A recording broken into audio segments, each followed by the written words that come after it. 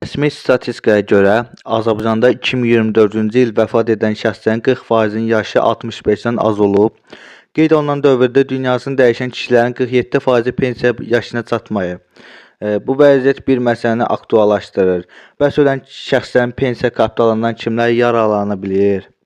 Hüquq mühafizəçi Sahib Məmmədov bildirir ki, arvaddan biri vəfat etdikdə digər tərəf onun əmək pensiyasını almaq hüququna malikdir. Məsələn, kişinin əmək pensiyası qadınınkindən yüksəkdirsə, qadın müraciət edərək ərinin təqaüdünü ala bilər. Digər ekspert hüquqşünas Vüsal Cəfərov isə qeyd edir ki, hazırda qanunvericilikdə vəfat etmiş şəxsin pensiya kapitalının birdəfəlik şəkildə onun vərəsələrinə verilməsi ilə bağlı hər hansı bir təmizləmə mövcud deyil.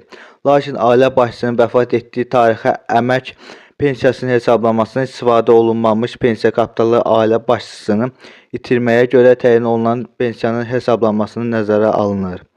Ekspertlər bildirirlər ki, digər hallarda vəfat edən şəxsin pensiya kapitalı həmrəylik